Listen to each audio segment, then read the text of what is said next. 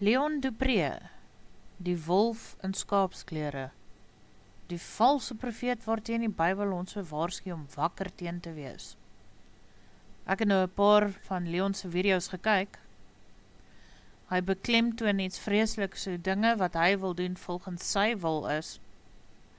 Nou weet ons ou eie ek willetjie is maar 'n sondige ding wat ons nie moet nastreef nie, maar ons moet eerder na God se wil volg. Because as a prophet, let me tell you, I can sit here right now, I can leave my body by my will, walk out of here, and go see what my wife is doing, and come back. I can sit, Russell, I can sit right here, I'm allowed as a prophet, and get into your house and see what you're doing.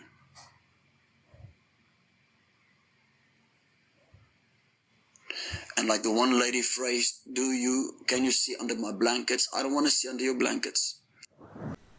Leon Dupré noem nie die naam van die gedoente nie, maar het word beskou as astrale reis. Dit word gedoen met okkulte, en hier kan ons sien hoe Leon okkultisme met die woord van God probeer inmeng.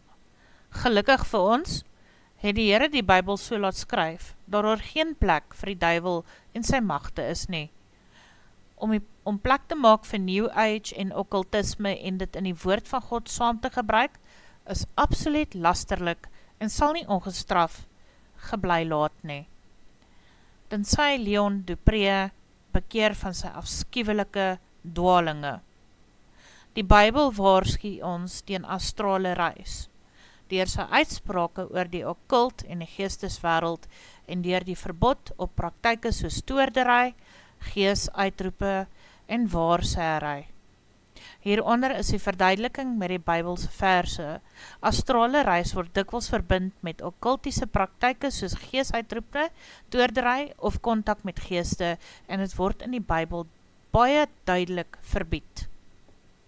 Ek sal teen die mense wat gaan na mediums en symboleerders en hulle verontrein. Levitikus 20 vers 6. Doch julle willens en wetens nie toordery, beswering of geeste uitroepe beoefen nie.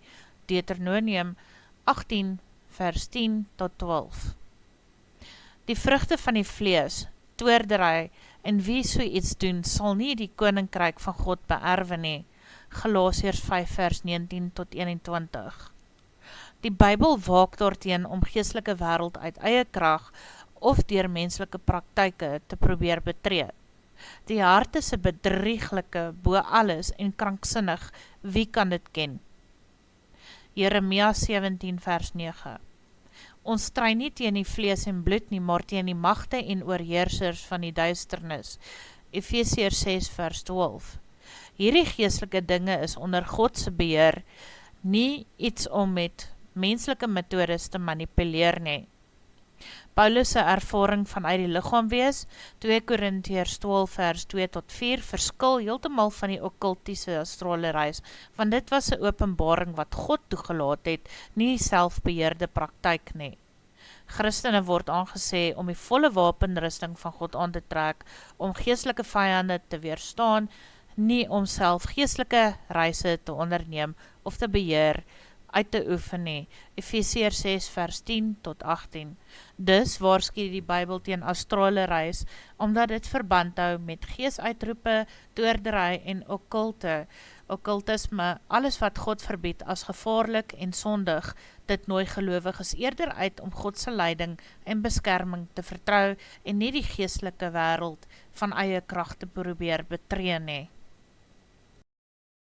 Facebook. If you're on Facebook, you're on here, jump over to my YouTube channel. We're going to get into how to see angels. I'm going to begin to answer the comments on there. So Facebook, I'll see you later. God bless you. See you on YouTube. How to see angels. It is reality and a possibility for every believer. Toe ek in die okkulte betrokke was, het ek demone probeer sien en daar het selfs 'n paar aan my verskyn.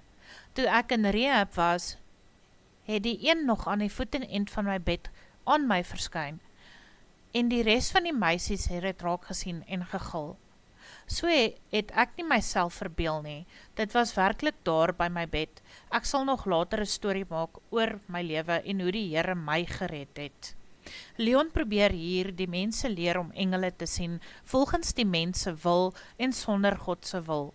Die Bybel waarsku nie spesifiek teen probeer engele sien nie met 'n eksplisiete verbod nie, maar daar is 'n duidelike waarskuwings en voorbeelde wat wys dat mense nie mag probeer om engele te openbaar of aan te roep nie, en dat mense nie vir engele moet aanbid of hulle moet soek op eie inisiatief nie.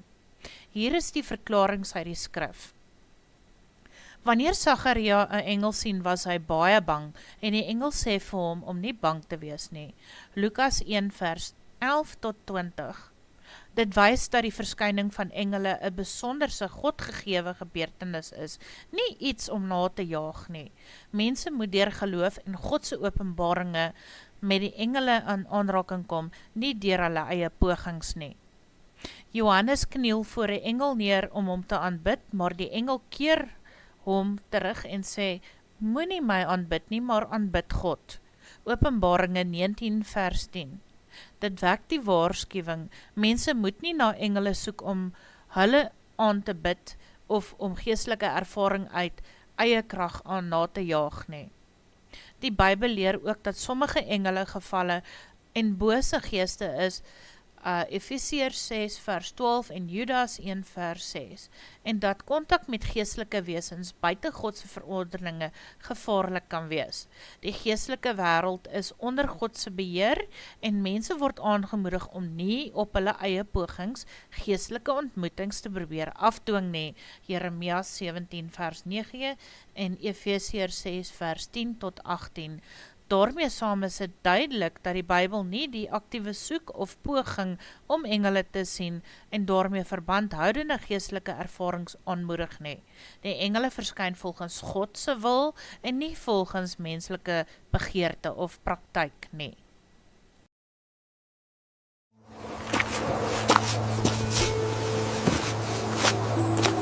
How can I ever fulfill this?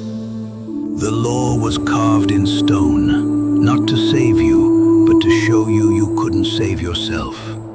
But God reached down and wiped the record clean. The new covenant was written not in stone, but in His blood. And in this covenant, your salvation is secure.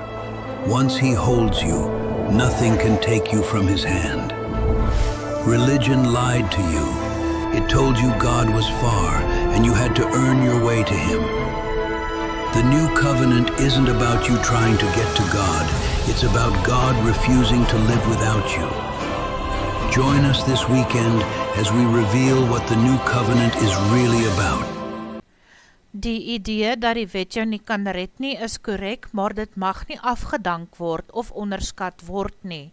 Die wet het 'n heilige en onontbeerlike taak om ons sondigheid te openbaar en ons te lei na Christus.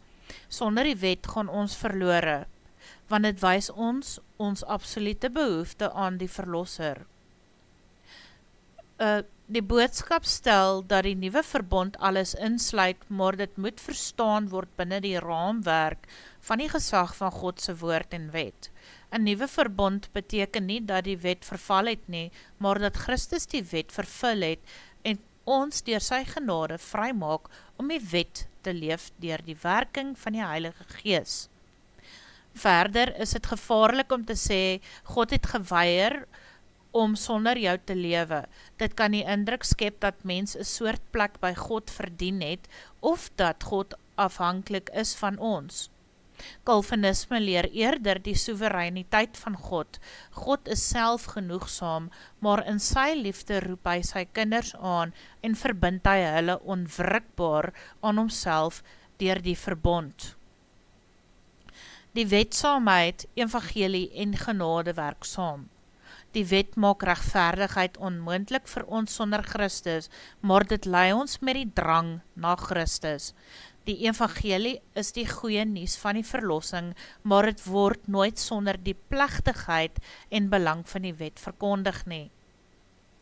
Dus, die wet kan jou nie red nie, het sy as 'n verdienste of eie krag, maar dit bly vir die gelowiges 'n tydlose gids om die heilige God te verheerlik deur gehoorsaamheid voort te bring uit hulle nuwe lewe in Christus. Die wet kan jou nie red nie, maar dit openbaar jou sonde. Ek sou nie die wet geken het as die sondigheid nie was nie. Romeine 7 vers 7. Die wet is heilig en die gebod heilig, regverdig en goed. Romeine 7 vers 12. Die wet wys ons sonde en nood, maar red ons nie uit ons sonde nie. Christus het die wet vervul en die nuwe verbond gevestig.